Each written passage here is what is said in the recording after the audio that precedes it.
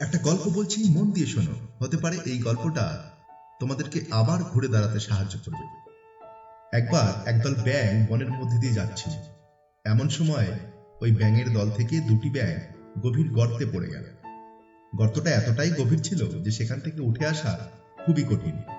তবুও ব্যাঙ দুটি তাদের সাধ্য মতো চেষ্টা করে যাচ্ছিল। দলের অন্যান্য ব্যাঙগুলো বলাবলি করছিল যে এদের এই গর্ত থেকে বের হয়ে আসা কোনো আশা নেই, কিন্তু অদম্য ব্যাঙ দুটি চেষ্টা করতেই থাকে। তারা প্রাণপণে লাফিয়ে লাফিয়ে খাতটির ঢালু জায়গা পার করে শেষের দিকের খাড়া অংশের কাছে এসে আবার উল্টে নিচের দিকে পড়ে যাচ্ছিল। তখন উপরে থাকা বাকি ব্যাঙগুলো চিৎকার করে তাদের বলছিল যে তোমরা কিছুতেই উপরে উঠে আসতে পারবে না, এটা খুব গভীর গর্ত, এখান থেকে উঠে আসা কোনোভাবেই সম্ভব না।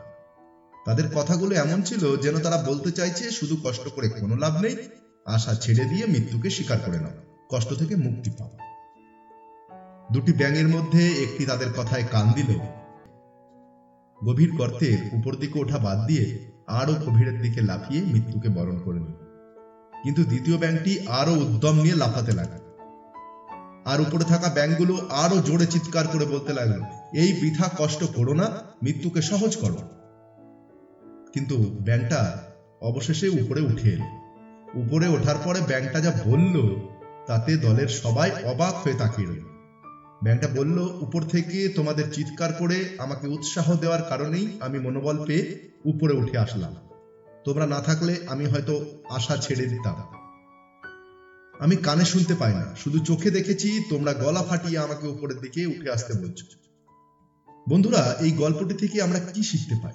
এই গল্পটি থেকে আমরা শিখতে পাই আশেপাশের মানুষের একটু উৎসাহ মানুষকে কঠিন বিপদেও সামনের দিকে এগিয়ে নিয়ে যেতে সাহায্য করে, এবং নেতিবাচক কথায় কান না দিয়ে নিজের লক্ষ্যে অবিচল থাকলে সফলতা একদিন আসবে।